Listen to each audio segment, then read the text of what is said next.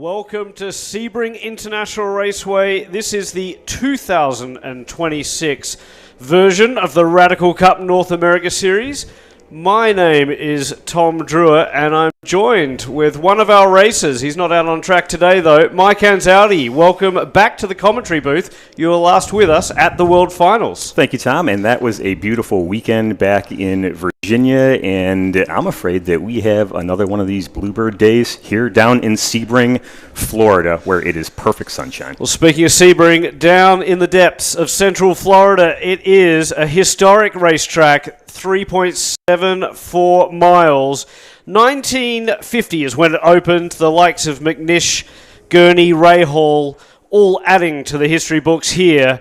And some big areas and opportunities. Turn 7, Turn 10, and of course down into Turn 17 and Turn 1 is where we expect to see the passing zones. But Mike, this circuit, my God, the bumps are ferocious. The concrete can be absolutely unforgiving around the bumps at Sebring. It absolutely can be. And you see down there at Turn 16, the Le Mans curve, that is when you enter the 5,000-foot runway from Hendricks Field, the old 1945 B-17 bomber base that we have here down in Sebring, Florida. And that is all runway from Turn 16 down to 17, and that is where most of the bumps are. And you can just see in the backdrop there, indeed, the airport still operational. But as you mentioned, and we can see here now Wayne Williams on screen in car 57, heading through Turn 16 and onto that concrete runway and down underneath the new pedestrian bridge at Sebring, and just setting up for a lap. Chip Romer ahead of him.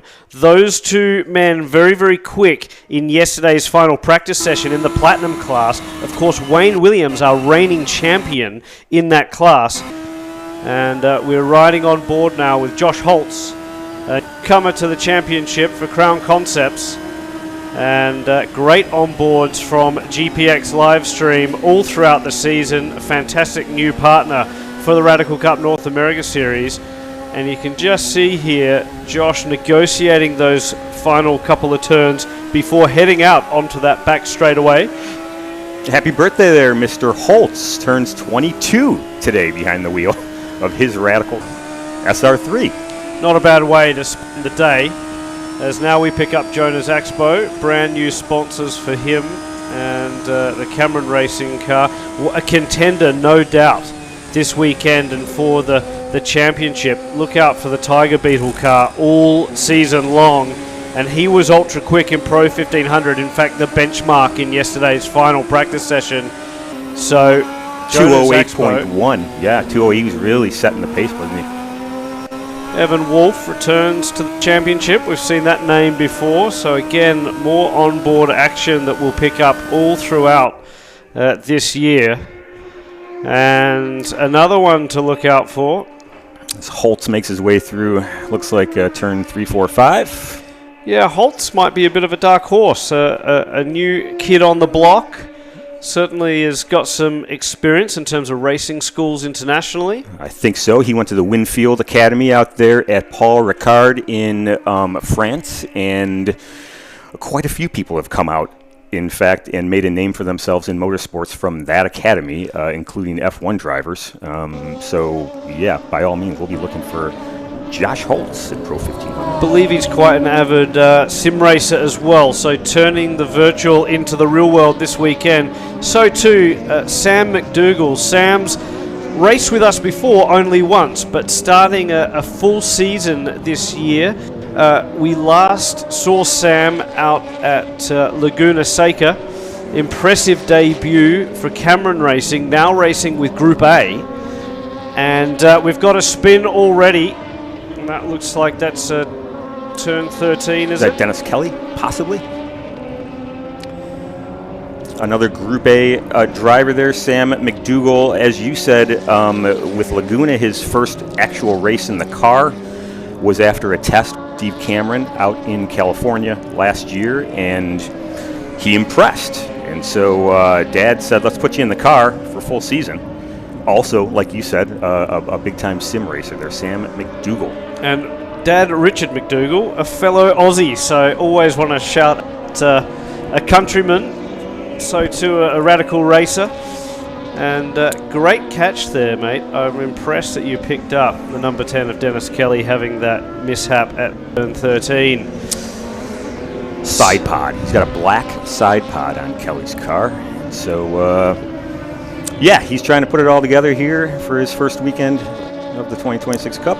We just saw Kenny Nail in the 91 machine for Graham Rahal Performance, and Kenny Nail returns to the championship as well. Look out for him in Pro 1340.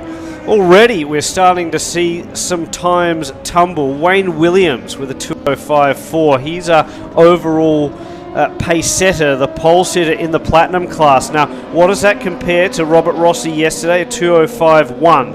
So I think there's still time in it. We're early in the session. The hand-cooked tyres, we know, come up to temperature throughout the session. I wouldn't be surprised if it's later on, in about 10 minutes time, when we still continue to see the times tumble, as Scott Wagner now is in second, and those two guys, wow, there's a bit of a rivalry between Wayne Williams and Scott Wagner after the World Finals. That was quite the moment and mishap they had in that final. Yes. Probably shouldn't mention any more of it now. It's a brand new championship, a new year. Didn't end there. And everyone's reset, in theory. Right. As we pick up Jack Yang in the Valor Racing machine. Valor Racing running on 3 continents, would you believe, in Radical Cup competition. And Jack Yang, only Chinese driver in the field. It's been very impressive over the years. Won a race at Road America a couple of years ago when racing for Group A. Now racing for the team he runs with throughout the world, whether that's in the Middle East, throughout the UK and possibly Europe this year with the new Radical Cup Europe, as well as here in the North American Series. I've had the pleasure of watching Jack's ascent here in the Radical Cup for the last several years. Saw his first win out in Utah several years ago, maybe 2021, 22 or so. Well, things are really heating up now. So Robert Rossi, a 2:02.9. Wow, we haven't seen that number. He hasn't shown that kind of speed in the last couple of days of testing. That's an unbelievable benchmark to set now. Chip Roma also eclipsed Wayne Williams that last time by on a 2:04.1. Wayne relegated to third with his personal best at 2:04.4. And then it's back to Ben Blander, Scott Wagner, Jim Booth, all the Platinum class cars line astern in the top 6. And Pro 1500 hanging up as well. Jack Yang, we've mentioned him, he's top of the charts at the moment. Ryan Persing, one to watch for. Luke Kendall, Yang's teammate, and Matt Roma, all in the thick of things too. They're running in the mid 208s, and I'd look to see the 32, what he can do, as Wayne Williams in the Dayglow car for One Motorsports. Be watching Jonas Expo as well. He's a little bit off the pace at the moment. It's probably the coolest that it's been for the weekend, and remember, these guys put some new boots on every single one of these cars. So here we are riding the bumps briefly with Wayne Williams, because station momentarily is the 28. Mason. Little moment. And back on board with Wayne Williams. So you can see how much the car's jostling around, even on the exit curbs. The bumps, even on the new tarmac, new-ish tarmac, we should say, at Sebring International Raceway. Down, another heavy bump into the braking zone here in turn 7, the Stunning Hotel on your left.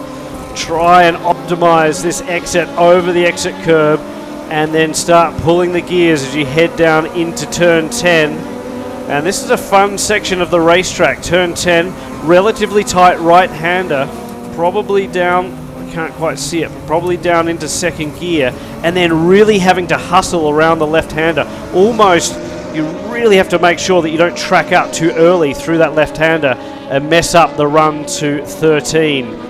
Ryan Persing to the top of the list in Pro 1500 displaces Jack, but they're right on top of each other in terms of those times. Kendall rounds it out and goes to the top.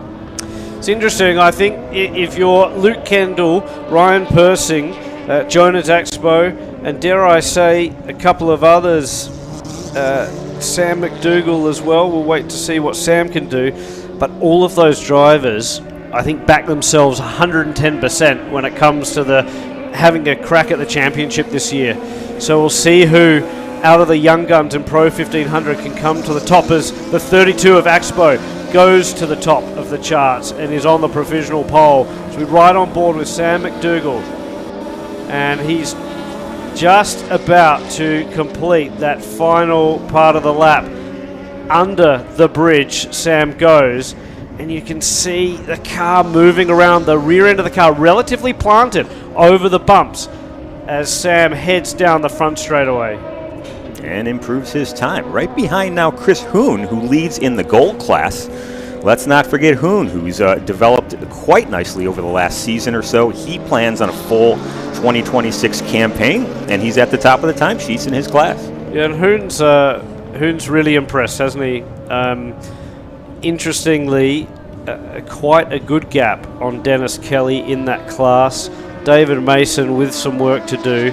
We haven't talked too much about Pro 1340, and one of your fellow Autobahn Country Club members, my God, this man shows some pace whenever he comes out and runs Radical Cup. Doesn't tend to do the full championship, but Mike D'Ambrose, senior, on top of the charts. He's been on top of the charts in terms of Pro 1340 all week long. Every session, and by a pretty large margin. So I'm now looking at this at the moment and seeing Declan Dionnery, moving his way up, and really he's just about a 10th off.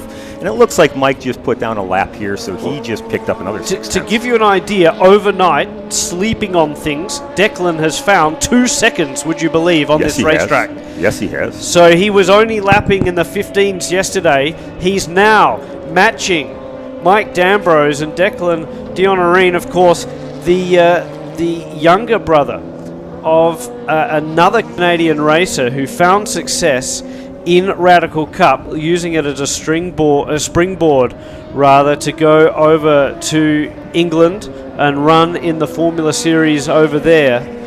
And so lovely to have. Is he in the Great Britain F4? Yes, and trying to get back, looking to do a second half of the season. Like all these things, budget always plays a role. So if you're a Canadian out there watching and want to support a young Canadian, that's the older Dionnery. The younger one making his way and making his name around Sebring. And we've got a car in the wall to the left. That was just before turn 3. That's the 91 Kenny Nail. And Kenny's had himself a weekend. He is right now not in his primary race car. That is a rental after he chassied his main car in Free Practice 1. And so he is just kind of on the back foot. So Jonas Axpo's been pipped off the top step, if you like, or off the perch by Ryan Persing. And the 32, Jonas Axpo now with some work to do, trying to find some space.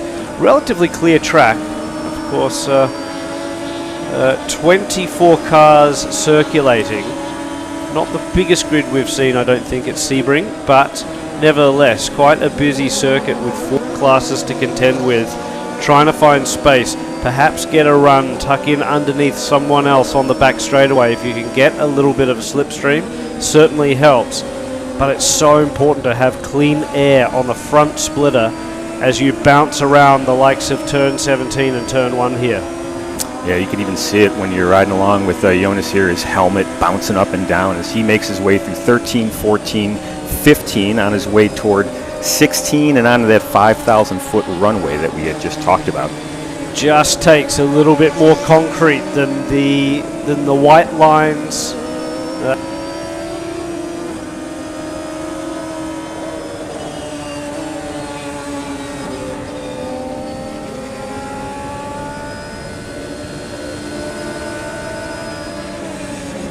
You barrel down in to this high-speed right-handed sweeper.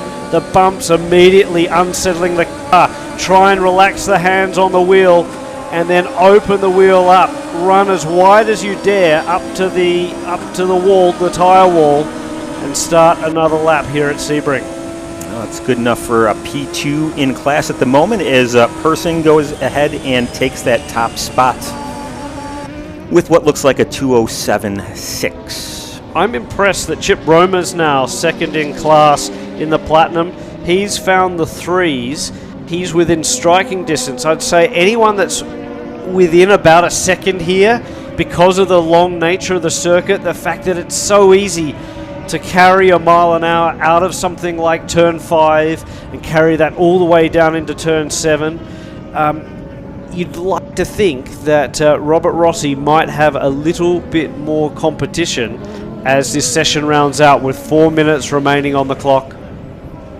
I'm enjoying the progress of Dennis Kelly, who is now right behind Chris Hoon there in that gold class. He's still about not quite a full second off of him, but Dennis Kelly making his way through some of those second half of the pro class in 1500s.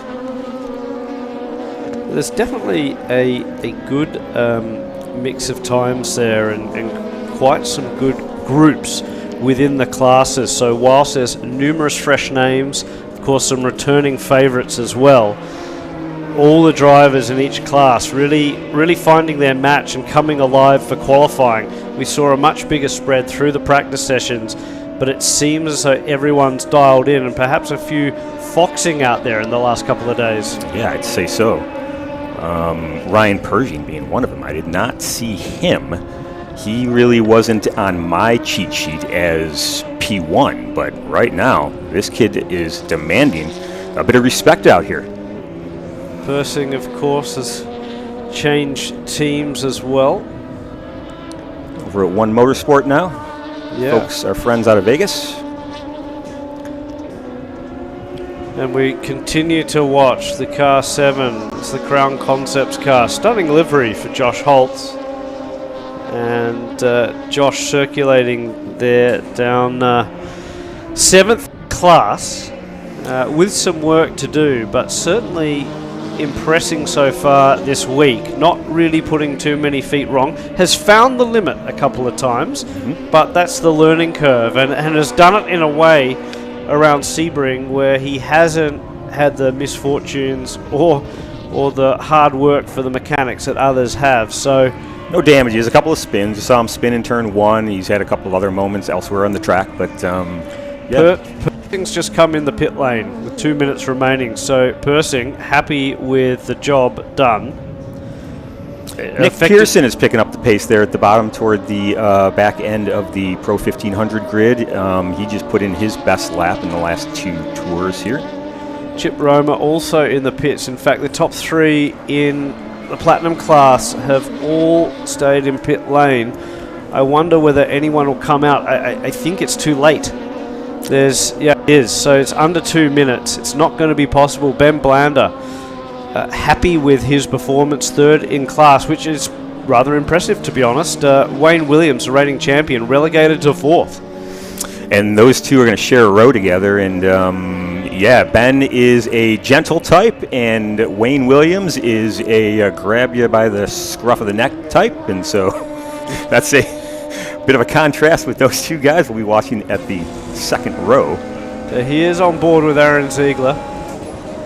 And good to see Aaron Ziegler in the series, the car dealer from the Chicagoland tri-state, quad-state area, Michigan, Indiana, Illinois, Wisconsin, selling cars all over the place. Big supporter of NASCAR and big motorsport. Supporter, yeah. Big hockey fan there. He lives in Kalamazoo, Michigan. A very nice guy, fun to hang out with, he and his wife here at Sebring. So what can Ziegler do? You can see there that his best time is 2:17.2. Come on, Aaron. And comes across the line. There he goes. Personal best, 2:16.3. Yep, that's a big improvement. Turn 1, of course, he's just had to deal with a fast car swooping to the inside, and that is probably the end of his qualifying session. He will get to complete this lap. But it is Robert Rossi on the provisional pole for the Platinum class. Wayne Williams, Chip Romer. Jonas Axbo's gone back to the top. Wow, Jonas to the top. That's great. Fantastic rivalry already brewing between Axbo and Persing, who's second. Checkers out. Persing, another younger brother coming up through the ranks. And Jack Yang third quickest, Matt Roma fourth, Luke Kendall rounds out the top 5 in that ultra competitive Pro 1500 class. Chris Hoon doing the business yet again, found a bit more pace over Dennis Kelly, and certainly those two have the match of David Mason at the moment. Mike Dambrose quickest again, and impressively over the young gun of Declan Dionorine. Evan Wolf impresses for Crown Concepts, third fastest in Pro 1340. Nico Balkasoon, he's a youngster, a 13-year-old, by the way. This is his first race in a radical car, and he's getting his under him. Kenny Nail and Aaron Ziegler pick up the back end of the Pro 1340 class. You think of Jim Booth out there. Jim's what, in his 70s? Yeah, 70s. Mid-70s? Mid-70s. Yeah. Out there with 13-year-old. And Jim Booth shows the spread and depth of the Radical Cup field. But Jim Booth also hasn't been in a car for months and months and months, has had all sorts of surgeries, all sorts of things happening with the knee. Yesterday, just eased back into things, and straight away mixing it up again at the pointy end of the field in the Platinum class. Only a second and a half behind Scott Wagner. Scott is very, very quick. And to be in an SR10 doing those kinds of times, that's absolutely pretty darn good for Mr. Booth. So Robert Rossi has returned to the championship after a couple of years of hiatus, and immediately has put everyone on notice in the Platinum class. I think Jonas Axpo has also stamped his claim to what could lay ahead in the championship in Pro 1500. Chris Hoon continues really what he did last year, and Mike Dambrose showing you can, you don't need to be the youngest pup in the field. Nope. The old dog has plenty of tricks up his sleeve. By 1/10, he picks up the pole in his class. Wow. Impressive. Congrats, Mike. Surprised there's no one actually out on the balconies at turn 7. Maybe a couple of people there, but great viewing from Sebring International Raceway. And look, the first 3 races of this championship this weekend are going to be absolutely fantastic. You can see, or you could see before, the tight nature of the field in each of the 4 classes. Particularly in Platinum and Pro 1500. Pro 1340 is going to be one to watch between the young guns and the seasoned veterans. Yeah, certainly. And off air, you and I had talked about Jonas Axpo before. So while he wasn't at the top of the sheet the entire session, he made it count when it mattered, and he leads. Well, we'll be back later on today for race 1 of the 2026 Radical Cup North America Championship. Mike Anzaldi, thank you very much. My name's Tom Druitt. We'll see you a bit later on here from Sebring International.